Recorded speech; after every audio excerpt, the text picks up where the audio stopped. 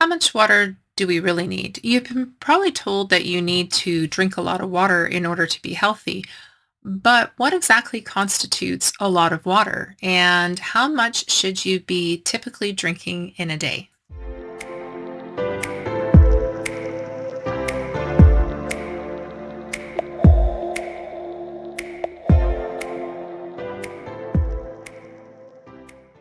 Hi, and welcome to Nature's Path to Wellness. My name is Wendy, and you've probably been told that you should be drinking anywhere from 8 to 10 glasses of water per day. And if you've watched my recent video on kidneys, you know that the kidneys produce about 1.5 to 2 liters of urine per day. So that means that that amount of water in your body needs to be replaced approximately.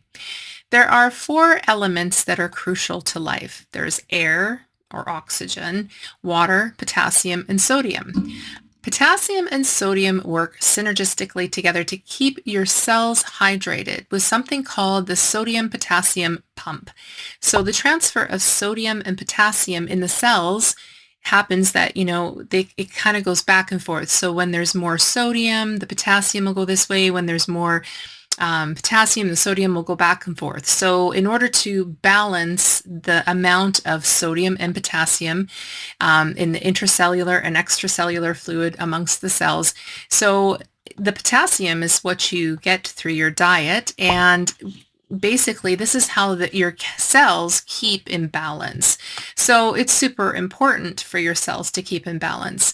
And when we consider the standard North American diet and how much sodium is consumed, we often don't consume enough fruits and vegetables to bring enough potassium into our diet. And so when there's too much sodium in the cells, we end up with high blood pressure. So what can help? Magnesium. Magnesium can assist with helping to get the water into your cells. And we could just take a magnesium supplement.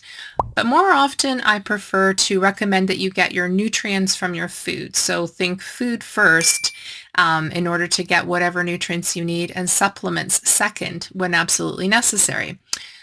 I actually use Celtic sea salt. So this is the sea salt that I use, and just a tiny amount. You only need a couple of granules each time. And so it comes in sort of a crystallized, I don't know if you can see, a crystallized format. It's just a little bit each time.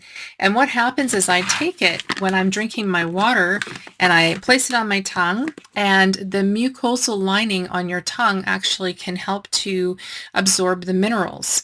And then you drink your water. And so along with taking the sea salt with your water, you're getting the water into your cells and making the water that you're actually consuming much more effective. And maybe you'd wonder, why Celtic sea salt? I would advise strongly against using processed table salt, which is just sodium at 30% and chloride at 50%. And although pink Himalayan sea salt is a better alternative as it actually has 75 minerals in it, the Celtic sea salt, this one that I use here, has 82 minerals in it, including 3 types of magnesium. So remember when a minute ago I said that you need to have the magnesium to assist with getting the water into the cells with that whole sodium and potassium exchange. And so with the 3 types of magnesium that come with this Celtic sea salt, that just helps to bring the water into your cells more effectively. Not only that, everyone tells you that your bones are made of calcium and that you need to drink milk and dairy products for strong bones. Not so. Bones are actually made up of 12 minerals and 64 trace minerals, and these minerals are found in sea salt. So we don't need to be having spoonfuls of this per day, just a couple crystals every time that you drink your water, and you are bringing in the minerals that you need, the vast amount of minerals that you need in order to build strong, healthy bones, in fact. And if you have kidney or heart issues, you might be concerned about salt. However, like I said, this is only a tiny amount that you're having, just a couple granules each time. And if you have kidney issues, you're going to want to watch the water that you're consuming as well, depending on what stage of kidney disease you might have. And if you want to be taking as much fluid in without overdoing it, basically having the little bit of the crystallized sea salt and having your water, you're not consuming tons of water, you're consuming the amount of water that you need, and the water is getting into the cells, which is effective, and it's not just sitting and pooling up in your legs and your extremities. So for the rest of us, something that you want to note, though, is that if you're trying to consume more water, you want to consume it throughout the day.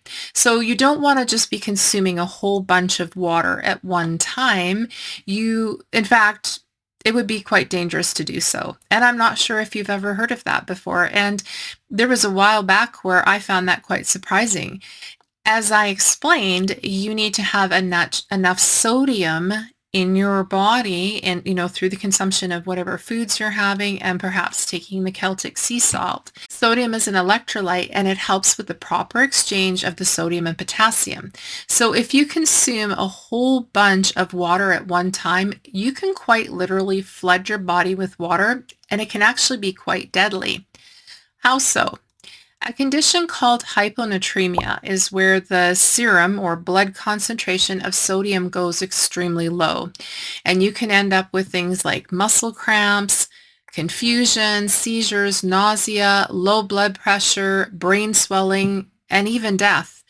In fact, there's a recent story in the news from last summer where a woman from Indiana, she was 35 years old, a husband and I believe a couple of kids, and she died from water intoxication while on vacation. It had been hot and they were enjoying the sun for 4 days, and she was feeling extremely thirsty by this fourth day and very dehydrated. And so she went ahead and she drank 4 bottles of water within about a 20-minute period of time. And so she got very dizzy and she ended up passing out, and eventually she just never woke up. Let's put it this way, though. Death from water toxicity is quite rare, but you do want to exercise caution. So what I encourage you to do in order to stay hydrated, and if you're feeling dehydrated, you definitely want to take in more water, but you want to extend this over a period of time, like several hours. And so if you're drinking tons of water and without it being able to get into the cells, you are just essentially peeing all of that water out if you're not having enough time to have it absorbed into your body and into your cells. And so you're not doing yourself any favor. In fact, what I do is this is my water bottle. And so I have this sitting at my desk while I'm working. I fill it up in the morning first thing, and I put a couple slices of lemon in here, and you can see there's hours marked on the bottle. Now you don't have to necessarily get a bottle that has hours on it, but this is just a good reminder to myself that as I'm drinking the water, it goes in 2-hour increments, and I can be, oh, I haven't had enough yet, so it's time to have, a little bit more. If you consume coffee, something you want to keep in mind, which of course many people do, is coffee can be dehydrating. So if you do drink coffee in the morning, 2 or 3 cups in the morning, or 1 even, you'll want to increase your amount of water that you take in over the course of the day to help compensate for that dehydration.